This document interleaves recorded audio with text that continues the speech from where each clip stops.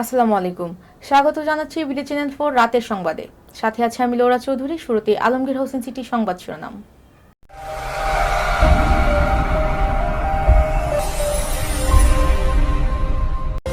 প্রকল্পের টাকা আত্মসাতের অভিযোগে চেয়ারম্যানের বিরুদ্ধে মানববন্ধন। ঈশ্বরগঞ্জে সড়ক দুর্ঘটনায় শিশু শিক্ষার্থী সহ নিহত 2। ঈশ্বরগঞ্জে ধর্ষণ চেষ্টা, হত্যা ও সাজাপ্রাপ্ত আসামি সহ গ্রেফতার 4। 195 কিলোমিটার বেগে আঘাত হানল সুপার টাইফুন ম্যান ই। ক্লাব বিশ্বকাপের নজরকাড়া ট্রফি উন্মোচন করেও সমালোচনায় ফিফা। শুনছিলেন আলমগীর হোসেন সিটি সংবাদ শিরোনাম। এবার মেপর ইন্টারন্যাশনাল স্কুল বিস্তারিত।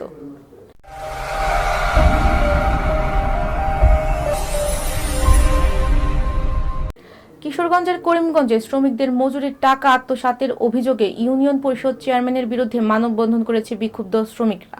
রবিবার করিমগঞ্জ প্রেস ক্লাব চত্বরে গুজাদিয়া ইউনিয়ন আওয়ামী লীগের সাধারণ সম্পাদক ইউপি চেয়ারম্যান সৈয়দ মাসুদের বিরুদ্ধে 40 দিনের কর্মসৃজন প্রকল্পের টাকা আত্মসাতের প্রতিবাদে এ মানববন্ধন অনুষ্ঠিত হয়।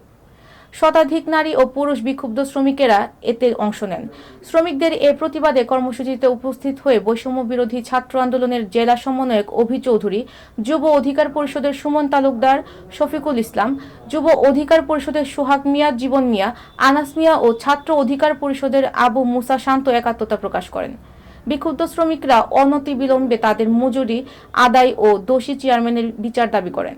চেয়ারম্যান আমরা রাতানে মাটি কাটা হয়েছে, কাটা চেয়ারম্যান আর মুন্সিবাড়ি খামাল তারা দুইজন যুক্ত হয়ে আমরা টিয়া খাইছি। 2 বছর ধরে মাটি আর টিয়াটা পাইনি। 32,000 টিয়া আমি হয়। চেয়ারম্যানে আমার নামে মামলা হরক। চেয়ারম্যানে কই টিয়া পাইতাম। ম্যান পিআইও স্যার ওনার সাথে কথা বলতেছি যাতে একটা সমাধান সঠিক দেওয়া যায়। 16,000 টাকা পাইনি। 2 নং গুজরাদিয়া ইউনিয়নে প্রজেক্টের মাধ্যমে শ্রমিকরা মাটি কেটেছিল 2022-23 অর্থ বছরে। এখনও তারা বুঝিয়ে পায় নাই। অতি দ্রুত শ্রমিকদের টাকাটা আপনি যেভাবে হয় তাদের টাকাটা আপনি বুঝিয়ে দিবেন, না হয় আগামীতে এই শ্রমিকদেরকে নিয়ে করিমগঞ্জের মাটিতে কঠোর কর্মসূচি ঘোষণা করা হবে। আমি 3 বারে টিয়া পাইছি না, মাটি কাটছি। কোনো মানুষের হয়রানি থাকবে না, এরকম একটা বাংলাদেশ গঠন করার জন্য আমাদের শিক্ষার্থীরা জীবন দিয়ে গেছে। খুব দ্রুত এই শ্রমিকের টাকাগুলো বুঝিয়ে দেওয়ার জন্য, নয়তোবা বৈষম্য বিরোধী ছাত্র আন্দোলনের নেতৃত্বে আরও কঠোর কর্মসূচি ঘোষণা করা হবে। ময়মনসিংহের ঈশ্বরগঞ্জে বালু ভর্তি 20 গাড়ির নিচে পৃষ্ঠ হয়ে হাবিব নামের এক শিশু শিক্ষার্থী ও মাহেন্দ্র উল্টে শাহজাহান নামের একজন নিহত হয়েছেন। নিহত শিশু শিক্ষার্থী হাবিব উপজেলার রাজীবপুর ইউনিয়নের ভাটিচর নওপাড়া গ্রামের বিল্লাল হোসেনের ছেলে। মাহেন্দ্র উল্টে নিহত শাহজাহান একই ইউনিয়নের মাইঝাটি চরপাড়া গ্রামের আব্দুল করিমের ছেলে। জানা যায়, উপজেলার ভান্ডারী বাজার থেকে ছেড়ে আসা বালু ভর্তি 2টি 20 গাড়ি বেপরোয়া গতিতে জিগাতলার বাজারের দিকে যাচ্ছিল। এ সময় শিশু শিক্ষার্থী হাবিব রবিবার সকালে ব্রাক স্কুল যাওয়ার পথে বাড়ির পাশেই 20 গাড়ির নিচে চাপা পড়ে ঘটনাস্থলে নিহত হয়। ঘাতক 20 গাড়ির চালক টিটু মিয়া পলাতক রয়েছে। তবে থানা পুলিশ ঘটনাস্থল থেকে লাশ উদ্ধার করে থানায় নিয়ে আসে। অপরদিকে নিহত শাহজাহান মাহেন্দ্র গাড়ির যোগে কিশোরগঞ্জ থেকে বাড়ি ফেরার পথে কিশোরগঞ্জ সদর মহিনন্দ নামক স্থানে মাহেন্দ্র উল্টে গুরুতর আহত হয়। পরে আশঙ্কাজনক অবস্থায় স্বজনরা তাকে উদ্ধার করে ঈশ্বরগঞ্জ উপজেলা স্বাস্থ্য কমপ্লেক্স নিয়ে গেলে কর্তব্যরত চিকিৎসক মৃত ঘোষণা করেন। ময়মনসিংহের ঈশ্বরগঞ্জে পুলিশের বিশেষ অভিযানে কিশোর জিয়ারুল হত্যা, শিশু ধর্ষণ চেষ্টা ও 2 বছরের সাজাপ্রাপ্ত পলাতক আসামি সহ 4 জনকে গ্রেফতার করেছে পুলিশ।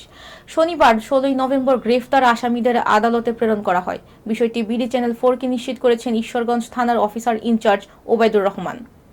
গ্রেফতার 4 জনের মধ্যে কিশোর জিয়ারুল হক হত্যার দায়েরকৃত মামলার 2 নম্বর আসামি রাসেল মিয়া, 2 বছরের সাজাপ্রাপ্ত পলাতক আসামি আলামিন, নারী ও শিশু নির্যাতন দমন আইন মামলার ওয়ারেন্টভুক্ত আসামি আব্দুল আওয়াল ও 3 বছরের শিশু ধর্ষণ চেষ্টা মামলার আসামি জয়চন্দ্র দাস।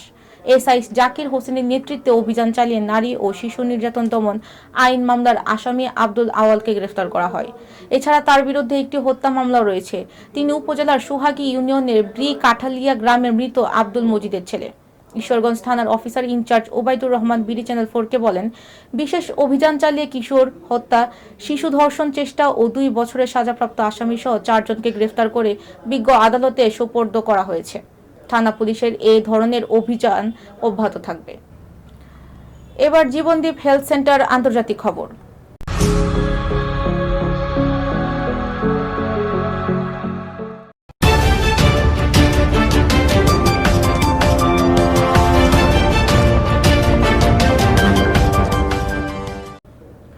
ফিলিপাইনে আঘাত হেনেছে সুপার টাইফুন ম্যান-ই।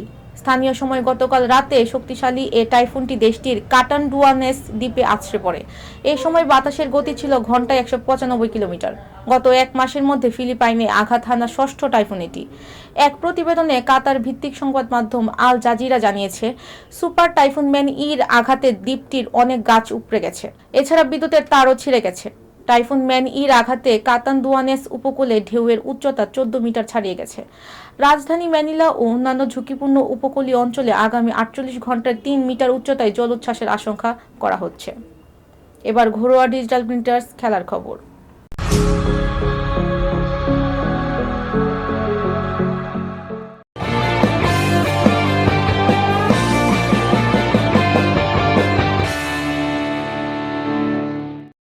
ক্লাব বিশ্বকাপের ট্রফি উন্মোচন করে বিতর্কে জড়ালো ফিফা। ক্লাব শ্রেষ্ঠত্বের শিরোপায় একাধিক জায়গায় খোদাই করা হয়েছে সংগঠনটির সভাপতি জিয়ান্নি ইনফান্তিনোর নাম। নকশা কিংবা ইতিহাস তুলে ধরার কারণে প্রশংসিত হলেও ফিফা প্রেসিডেন্টের এমন কর্মকাণ্ডের সমালোচনা কম হচ্ছে না। যদিও সম্পূর্ণ নতুন আঙ্গিকে শুরু হতে যাওয়া এই টুর্নামেন্ট দিয়ে বদলে যাচ্ছে ক্লাব ফুটবলের পথরেখা। ফুটবল বিশ্বকাপের মতো ক্লাব ফুটবলের বিশ্বকাপ কি কেবল ইউরোপে আবদ্ধ প্রতি বছর হওয়া চ্যাম্পিয়ন্স লিগ নয় নিশ্চয়ই। ফুটবল প্রেমীদের জন্য এবার সেই ক্লাব বিশ্বকাপের মঞ্চ প্রস্তুত করল ফিফা। বহুদিন ধরে আলোচনায় থাকা এই ফরম্যাটের ট্রফি উন্মোচনের সাড়া ফেলেছে ফুটবল নিয়ন্ত্রকরা। স্বর্ণে মোড়ানো পৃথিবীর আকৃতির ট্রফিটিতে ফিফার 211টি সহযোগী দেশের নাম খোদাই করা। গ্রিক, ইংরেজি, হিন্দি সহ বিশ্বের 13 ভাষার মাধ্যমে ফুটিয়ে তোলা হয়েছে সর্বজনীনতা। দর্শক, এই ছিল বিডি চ্যানেল 4 রাতের সংবাদ। সবাইকে পরবর্তী সংবাদ দেখার আমন্ত্রণ জানিয়ে আজকের মতো এখানেই বিদায় নিচ্ছি। সবাই ভালো থাকবেন, সুস্থ থাকবেন এবং নিত্য নতুন সংবাদ পেতে বিডি চ্যানেল 4 ফেসবুক পেজ ও ইউটিউব চ্যানেলের সাথেই থাকুন। আল্লাহ হাফেজ, শুভরাত্রি।